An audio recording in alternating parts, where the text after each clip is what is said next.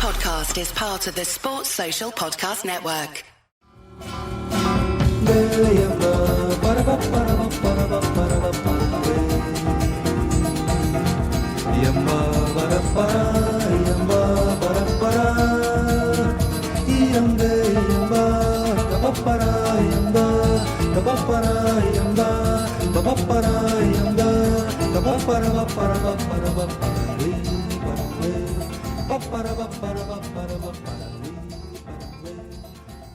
Paul!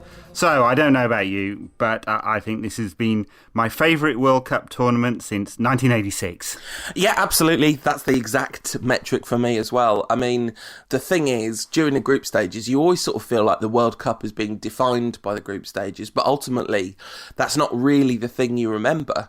But for a World Cup group stage, well, I just can't remember anything like it. No, it's been fantastic. The narrative is written by the knockout stages, of course. You know, the big games are always the ones that mean the most. And, you know, we'll look back on this tournament, depending on how good those group games are in years to come. Of course, you know, and that's part of the reason why 1986 was so good. So many dramatic games from the quarterfinals onwards. But yeah, I get the feeling that every World Cup should be played in South America. It's the atmosphere just around the country and in the grounds. It's the style of football. There's been a lot of open games. I wonder whether that's something to do with the conditions, although of course not all of it has been hot, Brazil being such a massive country. And it's just the general sense of fun and creativity and good football there's been. It's been fantastic so far. Yeah, absolutely. The sort of political landscape's been quite interesting to follow.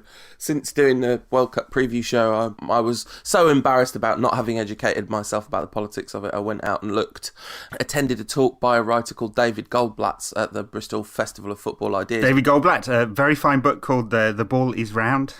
If you haven't read that one, A History of World Football. Right, fantastic.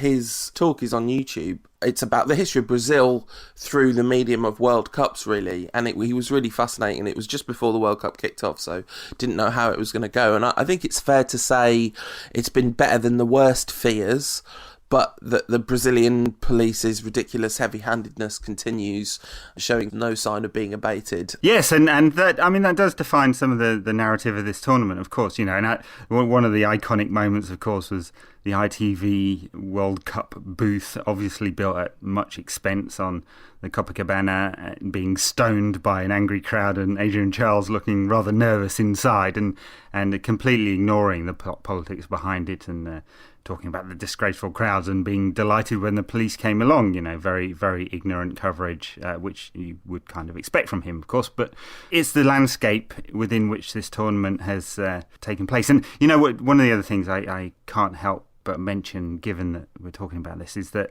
you know, remember that this is a fantastic World Cup. We love the football, but it's being run by FIFA, the most corrupt organisation in the history of corrupt organisations. And you know, I have this in the back of my mind all the time. I don't know whether you've been watching John Oliver's Last Week tonight on Sunday nights. It's on HBO.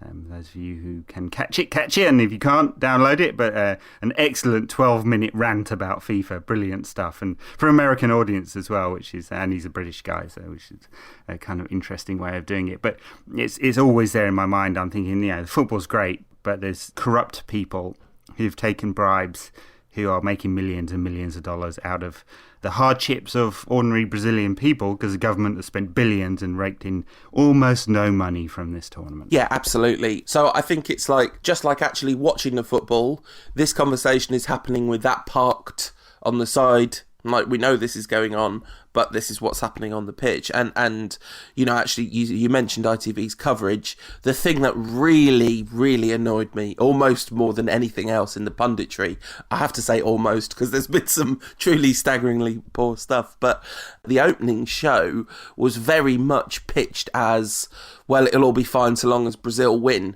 and then the chippy natives won't kick off. Whereas actually, you know, there were Brazilian street parties organised with the specific intention of cheering on Croatia for that opening ceremony. You know, it was properly ignorant of the cultural landscape that they were operating in, and also incredibly disrespectful.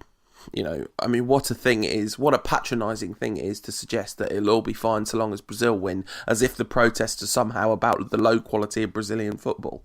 Yes, completely ignorant, completely. But anyway, so that rant aside, and, politics rant. We do that, don't we? Rears its ugly head now and again. You didn't come here for a lecture on communism. Well, yeah, I mean, we have to let you do it, otherwise you might kick off, kicking natives and all that.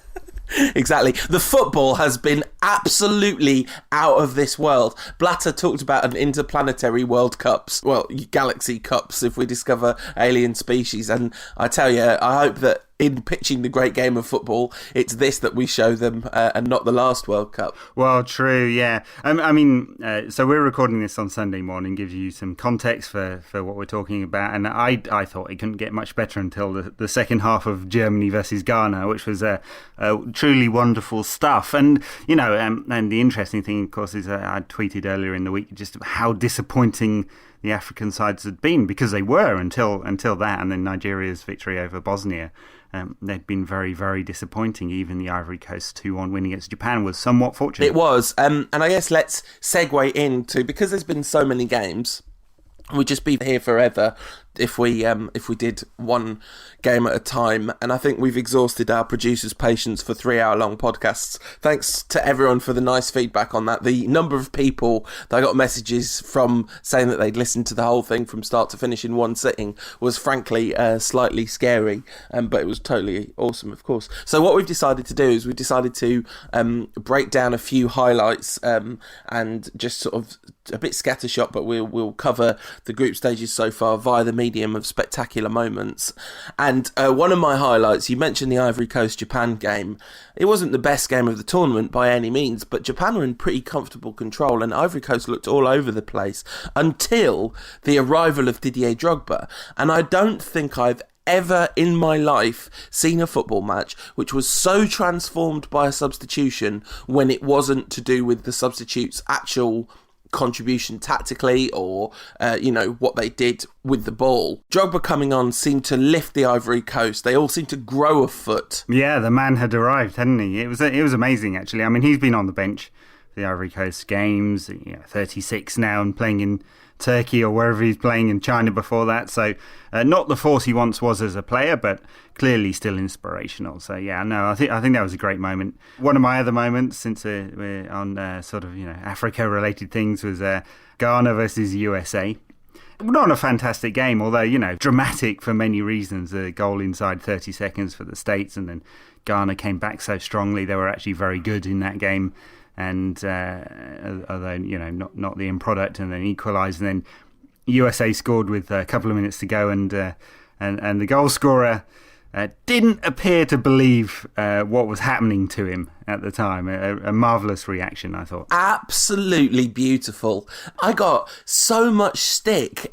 Talking about the World Cup preview show, there was a couple of bits where we'd made small errors or whatever, but the thing that really surprised me was how much kind of angry feedback I got from USA fans for saying I thought that they were not the best side. And I've been accused before the Ghana game, because I wanted Ghana to win, I was accused of hating on the USA. I really like the hashtag USMNT.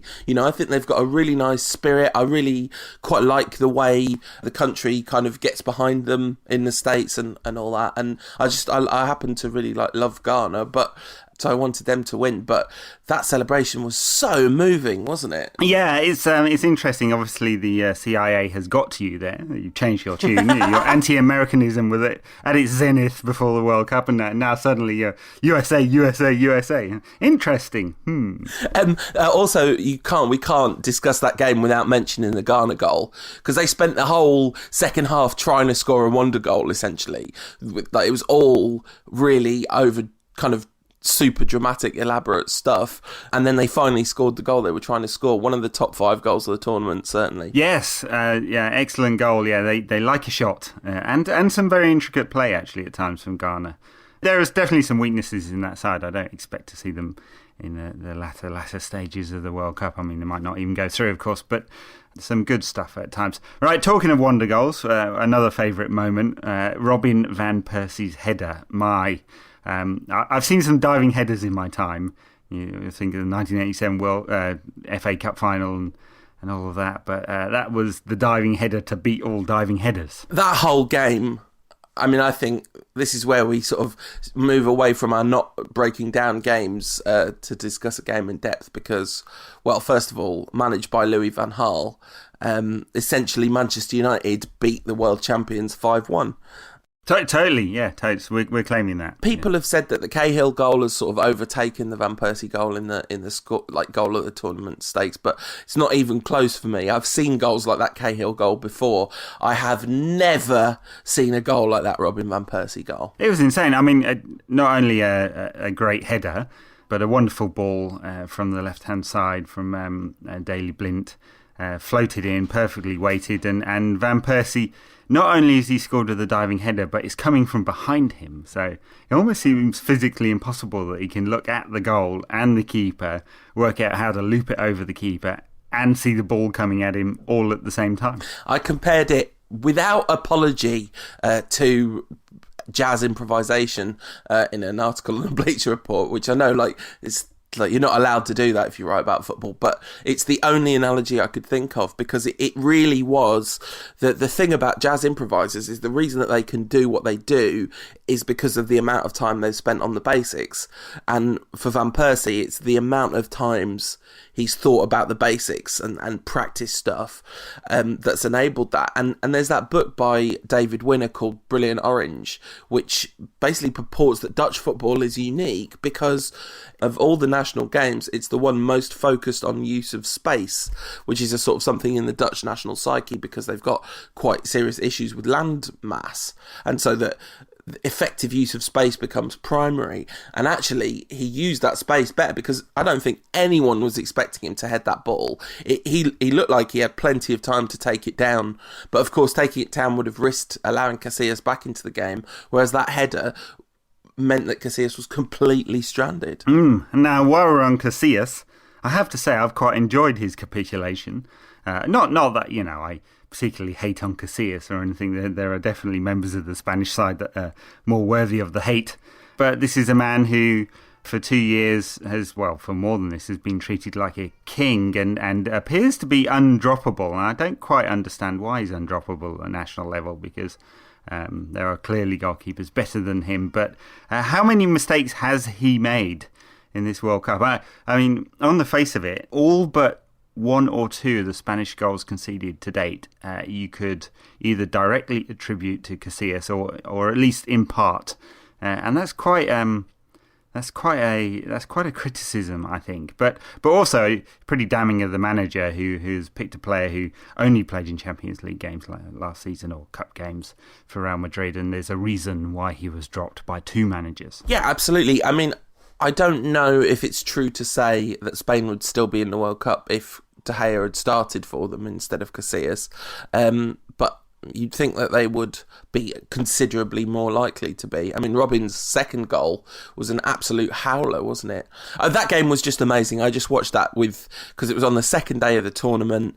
The opening game had been kind of good, but that was when the tournament really took life. It was watching something that you didn't think was possible. Spain was so bad in the second half of that game, like defensively all over the place, but also they basically seem to have, lots of people have written this as the death of tiki-taka, but they're not even playing tiki-taka. No, they're not at all, and this is the interesting thing, they've played in a certain way for 6 years. There have been highs and lows in that. I think the sort of 2008 to 2010 period of both Spain and Barcelona was much more exciting than the period after that in terms of the type of football they played. But they brought in a traditional number 9 and they're playing in a much more traditional European fashion. This is not tiki-taka, so the death of tiki-taka may have come, but it's not come in this tournament. No, absolutely, and it was suicide rather than murder, It was thrown out. I mean, it's interesting because Euro 2012, Spain were not particularly great to watch until the final when they became electric again and you saw some of that 2008 era Spain. But this game, they just looked ponderous. Like their passing was not very good. No, it wasn't. And defensively, as you mentioned, really, really poor. Piqué took the blame for that, I suppose, but it wasn't just him. Casillas as well, as I mentioned. But yeah, the passing, no zip to it. Very, very predictable because it was so slow, so it was all very one-paced.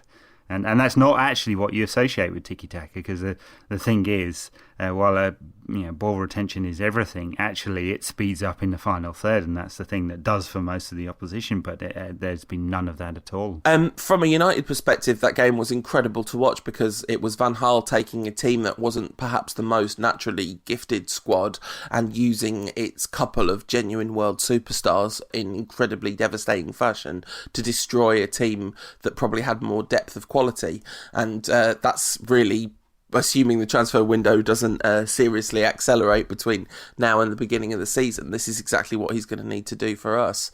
Van Persie celebrating that wonderful goal by running over and high-fiving Van Gaal, and every single United fan in the world jumping up and down and punching the air, presumably at that point, apart from maybe some Spanish ones. Yeah, very true. Yeah, and maybe it's a sign of things to come. I think, look, what it is a sign of is that Van Gaal is clearly a master tactically and strategically. I mean, he's ripped up the playbook for Holland over the last couple of years. They played 4-3-3 almost every game under Van Gaal until a few weeks before the World Cup. He's decided that his best way of getting the most out of his team is to switch to a back three, and he's managed to get the team playing in that system very, very quickly, and he's identified specific players for specific positions. Some of it was to do with Strootman's injury and that changing the dynamic of his midfield. He might not have played Wesley Sneijder before that injury. He's played Sneijder in a very free creative role. He's played three at the back, and he's got Jan Matten and Blint, two excellent wing backs. And it's interesting, I don't know that you can extrapolate anything from this to the United team. I've seen people say, well, how are we going to play? We play three at the back. I don't think you can make that assumption. I think Van Gaal could play three at the back. He could play four. He could play five. He could play a 4-3-3. He could play a 4-4-2. I think he's going to work a system out for the players we eventually have come the start of the season. But what you do know is that he's able to get more out of the sum of the parts, and he's able to pick a long-term plan, and tactically, in the short term, he seems to get it right. And, these are very good signs for United, I think. And also, so moving on to another highlight, that this is very much related. The Australia 2, Netherlands 3 game was bandanas crazy, but it showed another side of Van Gaal, because actually, like, lining up in the tunnel before that game, I thought Holland looked really complacent here. This has got After the Lord Mayor's Show written all over it, and of course so it almost proved to be, but they dug in brilliantly and came back to win that game. Lovely scenes as first of all Robin equalised, and then young Memphis Depay with 21 Memphis written on the back of his shirt, like the coolest man in the World Cup, scored a cracker, and of course that Cahill goal, another very fine, exciting fixture, and another one where the United manager got a win. Very true. So talking of United managers, past rather than future, David Moyes has been in the papers this week proclaiming his signing of Marouane Fellaini, saying that what he saw in Marouane Fellaini was what Fellaini brought to the Belgium victory over Algeria. Fellaini coming on as a late substitute and scoring with a header, funnily enough. And I think this is revisionism in the extreme, isn't it, from David Moyes, who after the Lord Mayor's Show now wants to say that he was right all along. Fellaini, interesting, he came on and Belgium did play a little more direct, although they also played some good football, but they put him right up top. It was a long cross from a deep wide area, David Moyes' favourite, that got the crucial goal for Belgium to bring them back into the game. Yeah, absolutely. Well, if he'd signed him to play as a second striker, why did he never play him as a second striker then? Good point. Well made. All right, go on then. That's David Moyes. We don't talk about him anymore. What's another highlight, Ed? Well, take this in the right way, people. But I have found England's capitulation a little amusing. And look, people hate this when I say anything like that. Oh, how can you not support England? It's partly to do with the FA and the English media and the English players and the stupid English fans. But, take that in the right way. But, a little amusing because Roy Hodgson has done a brilliant job on two levels, right? One is lowering expectations to the point that no one expected anything from this England side. And he's been an absolute master at that. And the other is actually, and this is genuine praise, he's got his England side from being utterly dreadful at Euro 2012, not just in terms of the results, but the style of play, to actually being half decent to watch. They're a young, in parts, attacking side who is clearly very limited, but trying to progress or evolve into something. So there's that. But England's failure, I think, highlighted so many problems with the English game and with the specific players and Wayne Rooney. And so, is this a highlight? Maybe not. Maybe I'm stretching that. But I have to say, I think some of the chickens came home to roost, especially with Rooney and that decision to play him on the left, which was bonkers. Utterly bonkers. And anyone who's got any sense of understanding of Wayne Rooney as a player, and especially his tactical and discipline, could have told you that was bonkers and a complete failure it was. So I guess I got a sense of I told you so about it. Okay, well, let's park the highlights chat then, and we'll come back to this and we'll have some England chat. I thought that it's interesting that you say that he successfully lowered expectations, because if anything, England's exit from the World Cup has exposed the myth that the country had low expectations for England to be just that, a myth. Because if they did have low expectations, there wouldn't be this wailing and gnashing of teeth post-mortem going on in the press. Everyone would just say, oh yeah, well, we thought they wouldn't do very well, and they haven't done very well. I guess the press might argue, well, we thought they wouldn't do very well, but we didn't think we'd do this badly. But actually, drawn in an incredibly difficult group, which is even more difficult than anyone possibly imagined, because Costa Rica are going to win the group. Like, nobody saw that coming. Not even Costa Rica. Like, you'd have to be pretty dedicated to Costa Rican football to say, no, do you know what? I think we're going to win this group. So, actually, England's failure, in inverted commas, is much less of a failure than it has been in the past. One of my friends said he thought that England would have got through pretty much any other group in the tournament, and I really disagree with that. I think there's maybe two groups, or maybe three, that England could have been confident of getting through, and it would have been a bit of an effort for the rest of them. Which groups are they then? Because, everyone's talked about how easy France's group are, but I'm not sure about that. I mean, England has struggled against Honduras, a pre-World Cup, and I think Switzerland are a good side. Yeah, I think Group H, Belgium, Russia, Korea and Algeria, I think I would have been fairly confident about England's ability to get through that. And Group C, Colombia, Ivory Coast, Japan, Greece, I think there'd have been a decent chance. I'm not saying England would have walked any of these groups, by the way, not at all. And I think every other group would have been pretty difficult, because, like, if you look at Group F, Argentina, Nigeria, Iran and Bosnia, well, that's going to be a real shootout between the teams that aren't Argentina. And actually, England don't stack up that well against teams that just want to break up the play and defend all the time, because they've got a problem with creativity in the final third. Yeah, they've got a problem in all sorts of positions. Yeah. And Roy has not been able to find a solution in attacking. And it's actually the attacking thing that has let England down. So even though they conceded 4 goals, of course, but not taking the chances, not creating enough chances, not being able to put enough pressure on high-quality sides. And Italy are a good side, but they're not one of the world's best. No one expected them to come to this tournament and win it, and Uruguay were 5th in South American qualifying, had to play Jordan to actually get into the tournament, and it's a country of 3 million people. So, let's put some perspective on this one. So where did it all go wrong? Well, firstly, the Rooney decision completely unbalanced England. Completely. He played left, but if you look at his heat map, he actually played centrally. So not only did he step on Raheem Sterling's toes constantly, forcing Sterling into other areas, but he completely exposed Leighton Baines and gave Italy huge momentum. Moved him later in the game, and exactly the same thing happened. This is a guy who will play where he wants to play, and that failure is masked in part by the fact that he runs around a lot. Ran more miles than anyone else. Great, but you'd have been better off not playing him at all. You could have played anyone on the left. In fact, you'd been better off with James Milner there, and I don't care that Rooney got the assist for Sturridge's goal. That would have given England a lot more balance. So that's part of the problem. Defensively, it's been a total mess, and I know Cahill has improved, and Jagielka is apparently so good that he's offering Rio Ferdinand lessons these days. But both of them were culpable for goals, both in extraordinarily bad positions for some of the 4 goals England have conceded. And then the 2 fullbacks have been very, very poor. Baines has not had a good tournament, and Glenn Johnson run into the box and cross for Rooney's goal against Uruguay aside has been very poor too. Yeah, absolutely. I think his decision not to take Ashley Cole has pretty seriously backfired.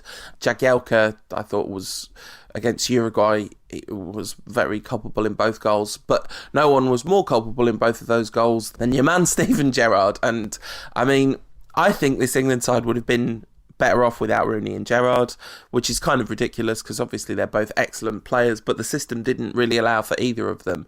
I thought in the second game, England regressed by moving Sterling out wide and putting Rooney at number 10 because Rooney is a not very good number 10. He did a couple of nice things, actually, to give him some credit. There was a couple of take-ons, which is so rare for him. It was really nice to see that.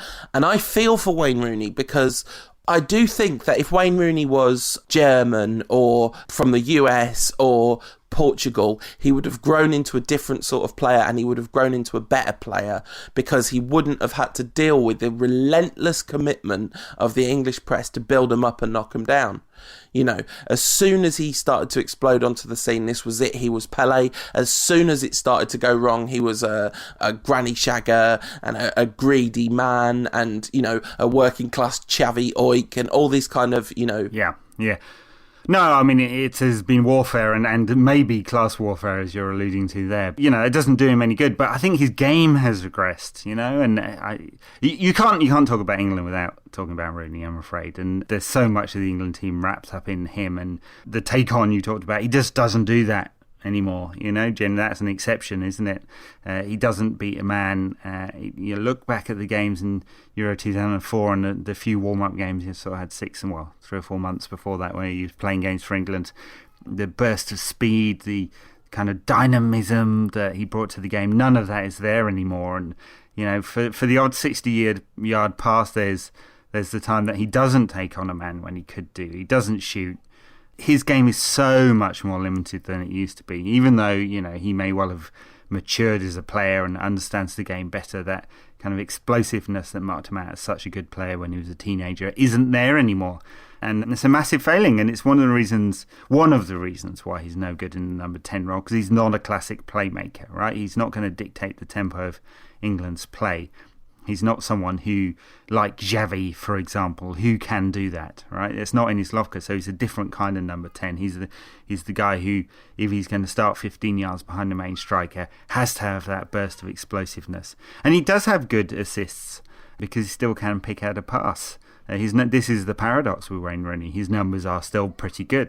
They're not in the stratospheric levels of Ronaldo and Messi, of course, but they are good numbers and consistently good numbers. But the performances have been utterly turgid for 3 years now. You know, there are so few excellent performances, and I just don't count the let's run around a lot as being an excellent performance. Absolutely not. So, given that United fans were very upset about how much scapegoating Rooney got in relation to Steven Gerrard, let's do some scapegoating of Stevie G. One of my favourite subjects. Yeah, there's less to say about Gerrard because this is exactly what you're likely to get from him. Oh, Steven Gerrard, he's very good, but he makes key errors at crucial times, which cost his team dearly. Not a great shock in the great paradigm of Steven Gerrard. Well, no, and he also hasn't been very good. He's been completely absent from both England's games, and a tournament too far for him. Also, tactically, it's not helped him because he's playing in a 2 with Jordan Henderson, so that midfield is exposed, and that's the thing you get if you play Sterling or Rooney at number 10. They're both going to attack rather than go back, and tactically Rooney is a mess, and Sterling hasn't got a clue how to play the defensive side of that kind of role and drop back into midfield. So Jordan Henderson, he's actually done all right. I think, he's done all right. He gets a lot of the ball more than any other English player, but Gerrard has been a complete mess, offering no cover to the back four. So a terrible mistake in the end in retrospect, because he's too old. He can't cover the ground, can't make up for the extra man. He's had a very long season with Liverpool, and it just wasn't right for him. My dad said Steven Gerrard's face looks like Tony Blair trying to defend the Iraq War.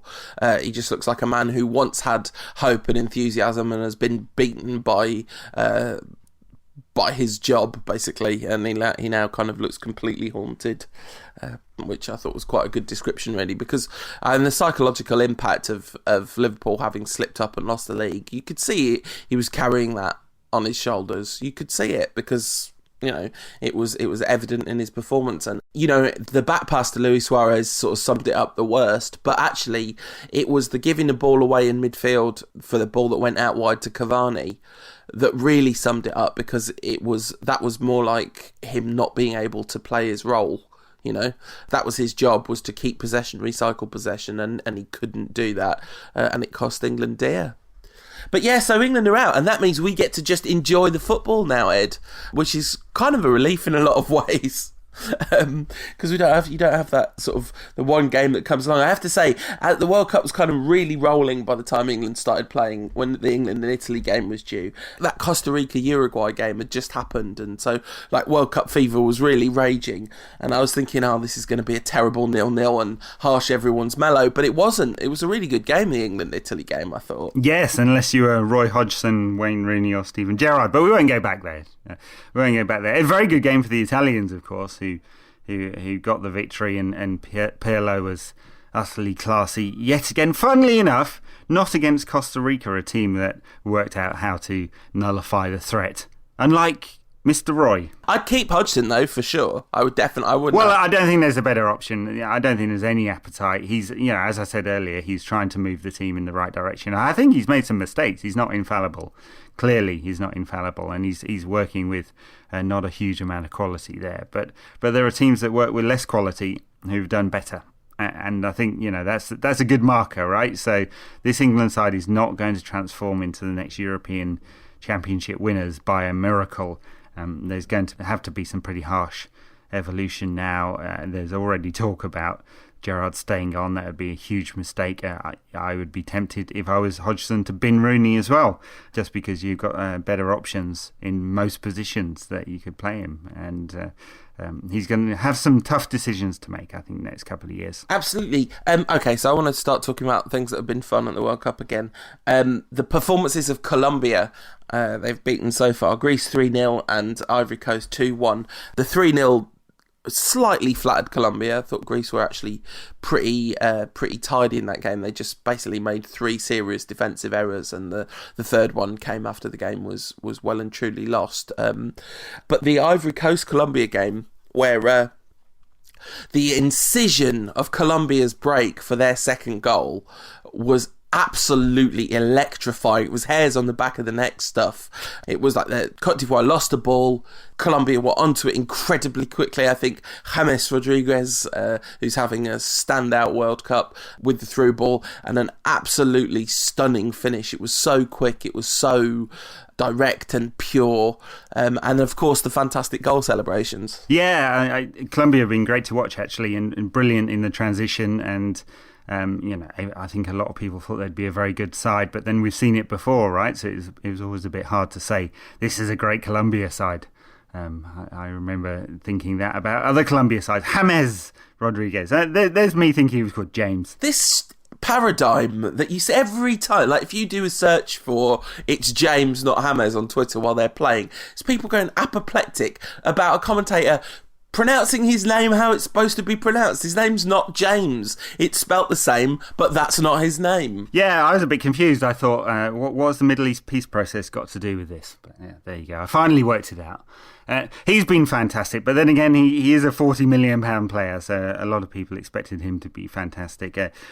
Talk about him moving on to a bigger club, but at £40 million, or whatever Monaco paid for him, he's super, super expensive. But back to the World Cup, Colombia have been really entertaining to watch, and not least because they bring a ton of fans with them as well, which is one of the other things to mention, I think, about it being in South America. Lots and lots of South American fans, as you'd expect, I suppose, in Brazil, but they've really made the atmosphere electric, I think, in many games. Yeah, and we can't talk about South American fans without talking about Chile. Another one of the highlights of the group stages so far, the performance of Chile. Chile's 2-0 demolition of Spain was matched only by their fans demolishing the media centre.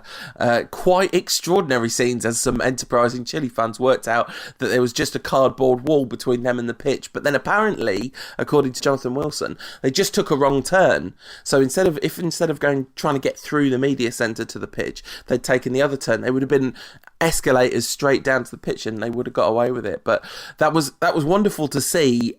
not least for the incredible scenes of them being led out, sort of frog marched by FIFA police, presumably, out with one arm on their shoulders, and just a look on their face like, oh my goodness, I've done something really silly, just got excited and caught up in the moment here. Yeah, well, the FIFA police, of course, famously from the 2010 World Cup, a couple of muggers mugged some supporters on a Wednesday, were tried on a Thursday and sent to prison for 15 years on the Friday. The special FIFA courts, which are in place, are incredible stuff. They're almost a state unto themselves. They're not in place for this World Cup, though. There's been no re-emergence of the FIFA courts. Well, there you go. Corrected. Good. That was entertaining. But Chile were no surprise, right? We knew they were a very, very good side. And also, Sampaoli is just, he's obviously a very high quality coach because he gets his team playing in multiple different formations in any one game, depending on the nature of the game at the time. You can go 3 at the back, 5 at the back, 4-4-2, or anywhere in between. I think it's been absolutely brilliant watching them, and they've got some very high quality players, of course. And Alexis Sanchez is not only did he cost me a fortune.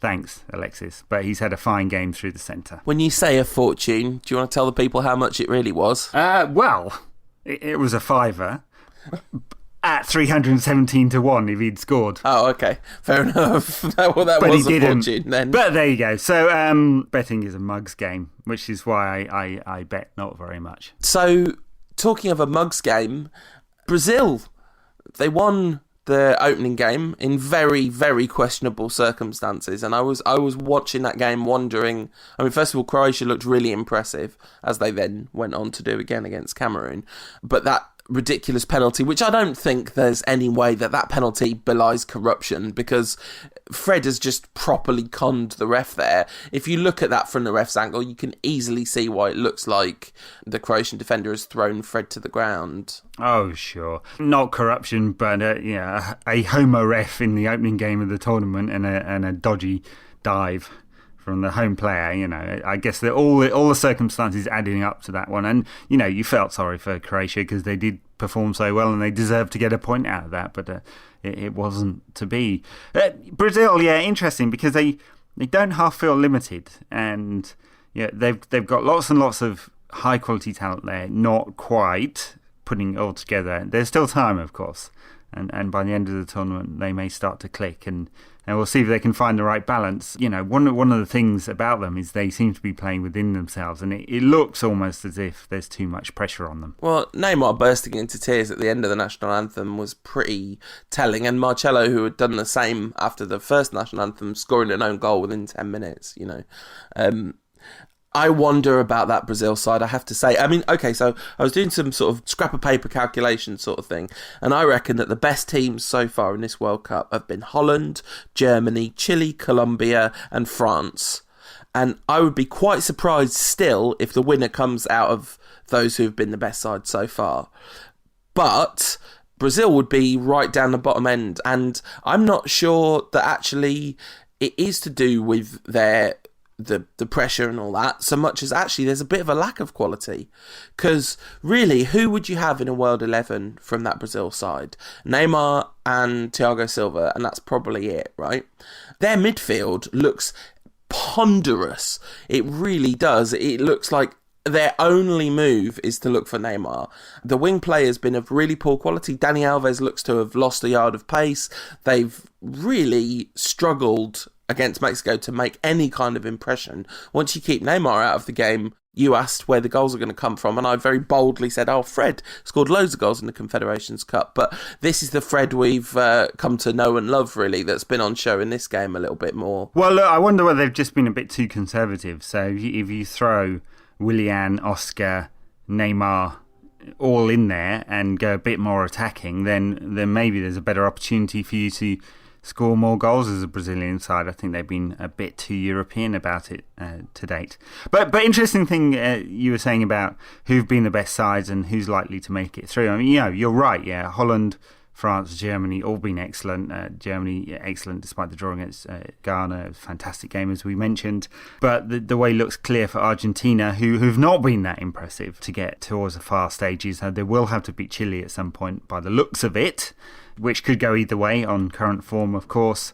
But I still wouldn't bet against an Argentina-Brazil final from here on in. It's a fool's game betting, a fool's game predicting, of course, but it could happen. I would bet against that if I was a betting person, because I don't think Brazil are going to get past the last 16 at this point unless they dramatically improve, because Holland and Chile have both looked more than a match for Brazil.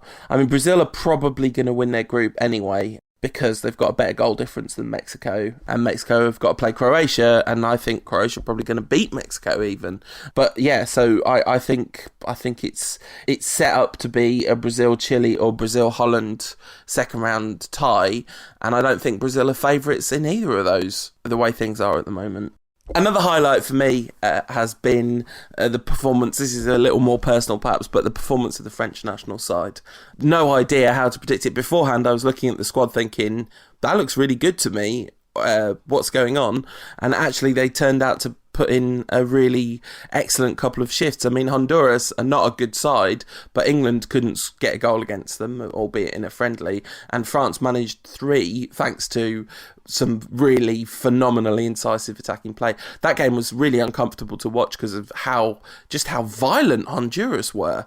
I mean, there's sort of physical play, and then there's intent to cause grievous bodily harm. Pogba lucky not to be sent off after Palacios kind of tried to mount him, and then Pogba kind of understandably lashed out, because what Palacios was doing was just nasty, and I was very happy to see him get sent off for a horrendous foul. Not violent horrendous, but just very low quality foul in the box. Yes, one of the most predictable occurrences in the World Cup, that one, Honduras getting a red card, along with Uruguay, whose commitment to utter dirtiness has been very long founded and impressive. It's kind of a national style, national ethic. You can talk about tiki-taka of the Spanish.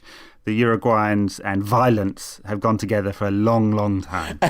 The Switzerland-France game was mesmeric. I kind of expected a lot of Switzerland this tournament, and they've not got anywhere close to living up to it. They laboured to a victory over Ecuador, and France absolutely tore them apart, and that was, from my perspective, brilliant to see. Very impressive, yeah. No, I mean, you can certainly hedge your bets as well as being born and raised in England. You're part French and I suppose a little bit German. So not only are you a failure and a cheese-eating surrender monkey, but a totalitarian imperialist. And I can't say any of those words, but very good. Have you got any Dutch in you? Well, no, but that's adoption, isn't it? I've adopted the Dutch because my team's manager is running their country. I'm as much German as I am French in technical heritage terms. I was never raised with a love of Germany, let's say, given the reason that my ancestors ended up in England. Not ancestors, grandparents. Like, I'd go to France every year, so I always feel quite French, but never really felt very German. So look, any more highlights? Because I figure, yes. Okay, a couple more, and then we should talk about the punditry, which is not a highlight.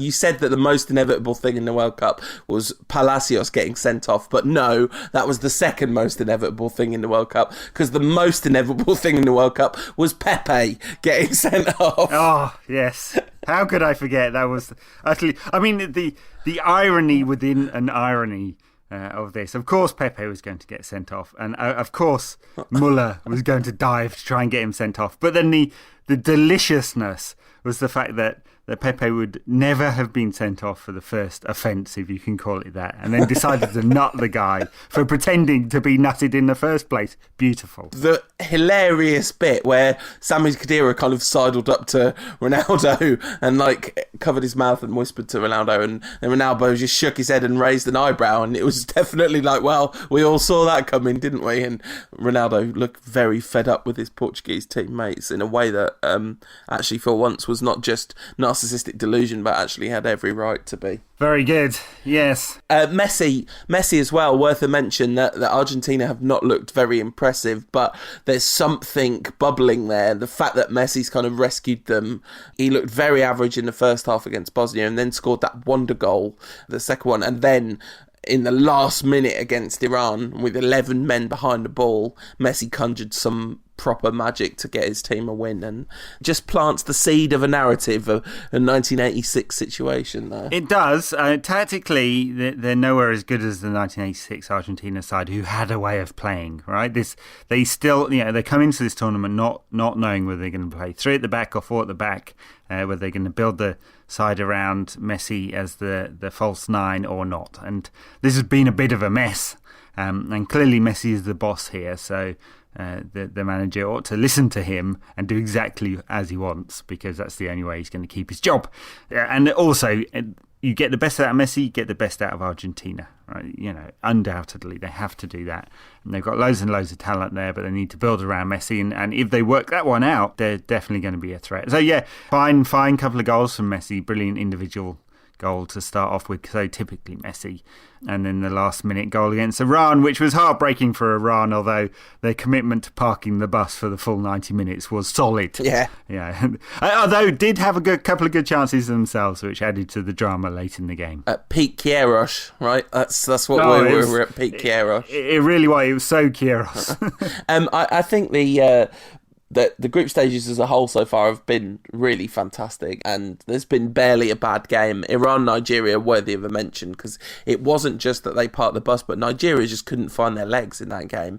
And Nigeria's performance against Bosnia really highlighted just how bad they were against Iran, and it was really nice to see them not sort of capitulate to that initial lack of quality, but to find the quality in themselves to put in a really good performance. I really enjoyed that game. The 1-0 victory over Bosnia. Very good. So, pundits. We like to moan about pundits during tournaments, and there'll definitely be some highs and some lows. So perhaps you can pick your best 3 and your worst 3. So I mean, in no particular order, I have enjoyed, for different reasons, Martin O'Neill, because he's Martin O'Neill, and his ability to make fun of Cannavaro and Vieira has been very entertaining. I've enjoyed Thierry Henry because he says nothing of any note whatsoever, but he looks very cool doing it. And I've enjoyed Thierry Henry making fun of Robbie Savage, because Robbie Savage is clearly not fit to lace his... He looks like a washed-up roadie, Robbie Savage, and he's done one line too many. But somehow found himself on the stage with the rock stars. My top 3, Rio is definitely in my top 3. I think Rio has added something to the coverage of this tournament. That, he's passionate about football and he's incredibly insightful.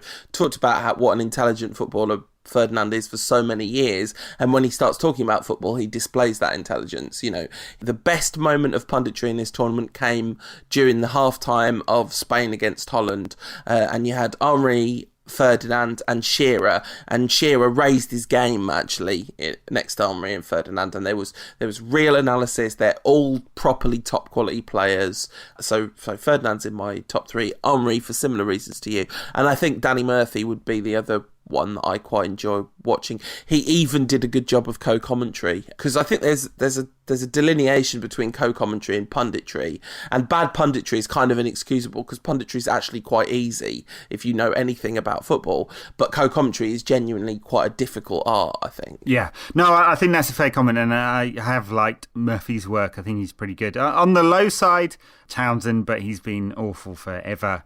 He just talks in awful banal cliches and seems to resent anything that approaches technically good football. Clearly, he just can't hide it. And it's really interesting. And then his passion for England is interesting, given that he played his entire career for the Republic of Ireland. Let's not get into any more politics. And then I felt sorry for him, but Pip Neville, oh dear, he was Marvin the paranoid android, wasn't he, from Hitchhiker's Guide to the Galaxy? He was so sardonic and miserable throughout the entire commentary, his first outing, and in fact he only got better when he got so quiet you couldn't hear him anymore. Pip Neville doing commentary like a snooker commentator, going up and down with every sentence. Everything started and went. It was all broken up in staccato. I felt sorry for him because for your first go at live television co-commentary to be an England game is really unfortunate. And I kind of wonder if they just assumed he'd be good at it because Gary Neville's quite good at it. The thing is, I don't think he was miserable. I think he was nervous. I think it was nerves rather than misery, because he's a very enthusiastic pundit, isn't he, Neville? And he really cares about the England team, and I think he was trying to keep that a little bit in check. But yeah, it was a bad time to throw on a newbie, really, and he didn't do a very good job. And also, it wasn't helped by the fact that his microphone levels were weird. So he sounded really like he was right in your head, because he was like, it was kind of, hold on, it was a bit like this. You got the sense that he was incredibly close to his microphone. It was weird. Yes, weird. So was that. Yeah, exactly. Presenters, I think Gary Lineker's done a good job. He normally does. He's excellent. He made a good joke about Henri's handball, didn't he? And Charles, I loathe him more with every passing game.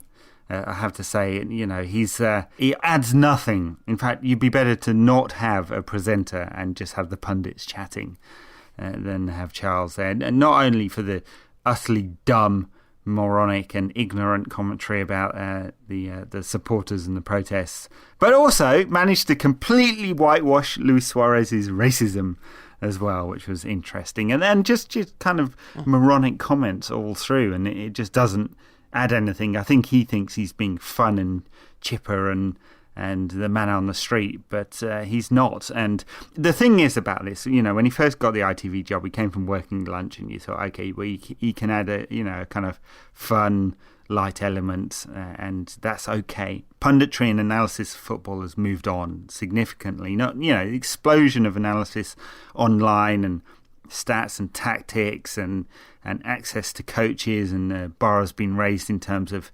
analysis of games, and the technology has helped, but so have the people coming into the game. And I just think supporters have so much access to good quality information these days that when you get someone who offers nothing of that, then it really shows. Even Shearer has done some research. I mean, I'm not sure he did his own research because he's clearly reading off crib sheets, but even he has attempted to, as you mentioned earlier, to up his game. Charles, not so much. Well, the BBC got really hammered in Euro 2012, and they deserved it. The kind of Lawrenson paradigm, that everyone just seemed miserable to be there. And I think it was Euro 2012. It might have been the World Cup beforehand, but it really feels like they've responded to that. Actually, it really feels that they've responded to the Alan Shearer, we don't know much about him criticism too. Because I don't think they've barely put a foot wrong, apart from in co-commentary and in continuing to employ Robbie Savage, which, there was a game where I'm sorry, I can't remember what game it was, but there's two games where in the first game a side did quite well, and in the second game, it was Italy. It was the Italy-Costa Rica game where Savage just could not understand why Italy weren't as good as they were against England. And it's like, you were a professional footballer of whatever level for a really long time, and you don't know why sometimes teams click and sometimes they don't, Not that you don't know why it happens, but it's mind-boggling to you that it happens. We've seen it so often, Anyway, so, yeah, Savage just... I watched a late night game which was covered by Robbie Savage, the Ghana USA game, and the beautiful thing, the red button on the BBC, you can turn off the commentary and still have the crowd noise. Unfortunately, you can't get an HD picture. But worth also complimenting the BBC for having options like the tactical camera, which, having had to write about a couple of games, having a second screen with a tactical camera, which is just basically like sticking a camera in the Stretford end and leaving it going. It was really, really helpful for seeing the flow of the game. Well, it really does help, actually, yeah. I mean, it's I think for someone like you who takes screenshots of games and then talks about them, I'm not sure you're doing that in this World Cup or not, but many people do, and that's been really good. It's an excellent tool just to add to your second screen or third screen, because of course you have to have the TV on one, the iPad's having my second screen, and then I'm tweeting from one of my two phones. Yeah. I'm not kidding about this. No. And I've also got the laptop going at the same time to look at all the stats. Fantastic. And actually that does add to the kind of complete football immersion, and we are reaching the point now, sadly.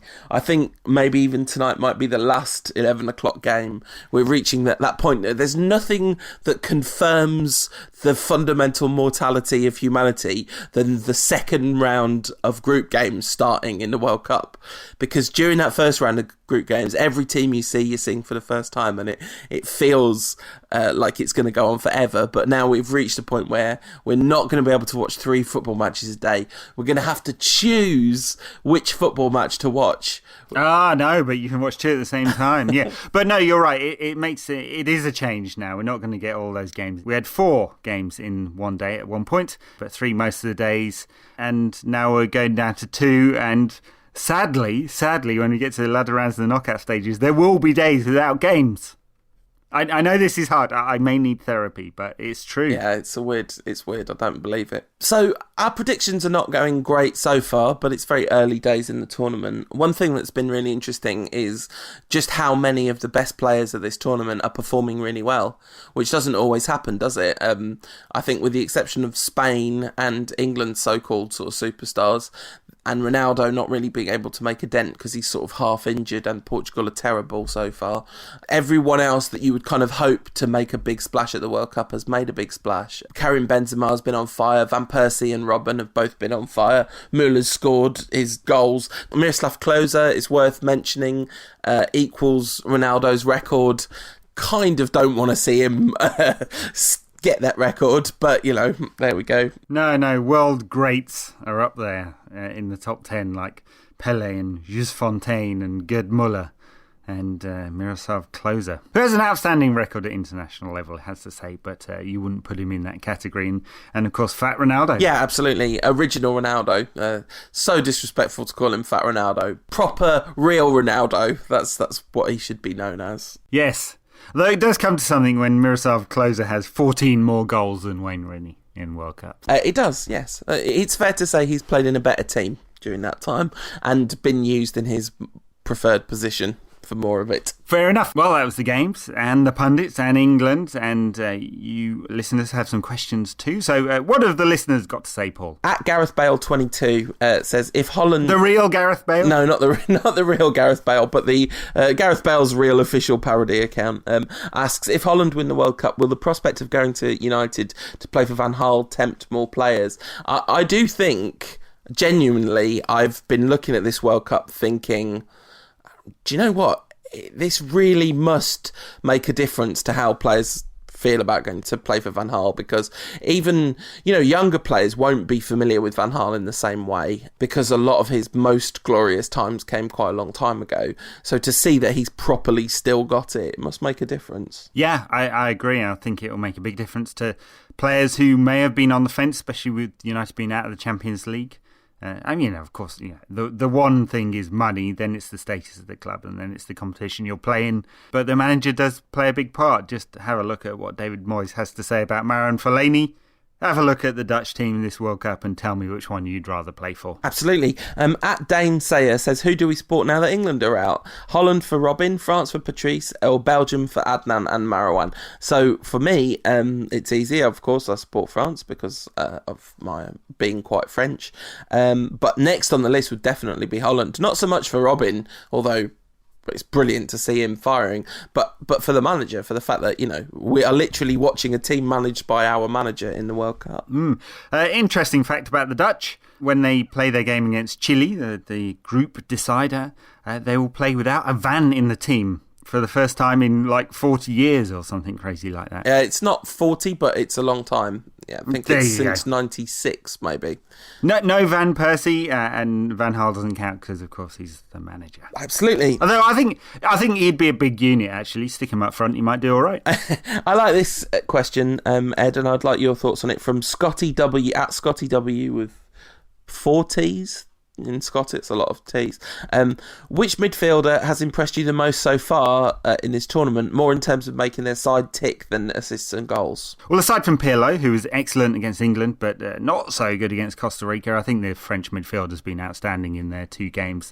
Cabaye, surprisingly, the deepest of the 3, and Pogba and Matuidi alongside. And I think it's actually Matuidi who's been the most impressive of the 3. Pogba, of course, dropped for the second game, although came on as a substitute. But, the PSG G player has just been all action, hasn't he? So maybe he's my most impressive so far. It's been like Blaise Matuidi has got the coolest name in football, and his goal against Switzerland. I know you were specifically not asking about goals, but he also did make the team tick. Kabay too. Luka Modric, unsurprisingly, looks wonderful. There's no shock there. Vidal doesn't look at full fitness, but still is, I think, the player in the world I would most like to see come to United. Yeah, he reminds me. I mean, he's not exactly the same, so it's not like for like comparison. But it's Keane when he was younger. Great attacking player, great defensive player. Yeah, absolutely, and with the drive, Although I'm not sure Roy Keane would have ever rocked that haircut. At UTD Vines asks, who's been your standout performer so far in Brazil? So not just midfield, but across the board.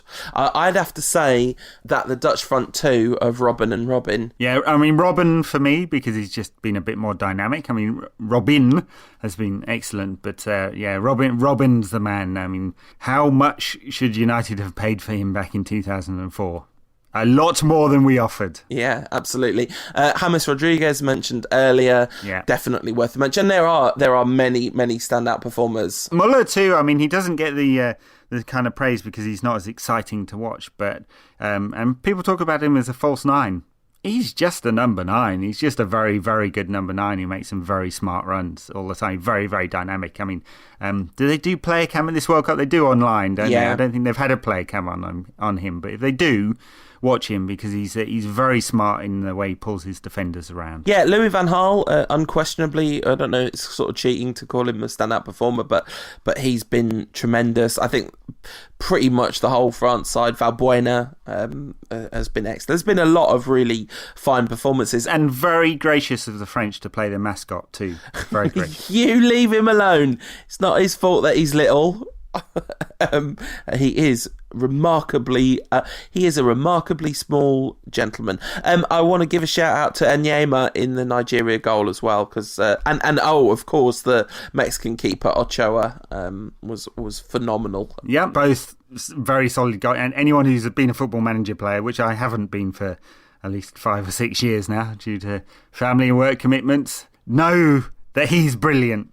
Because he always was in the old school days.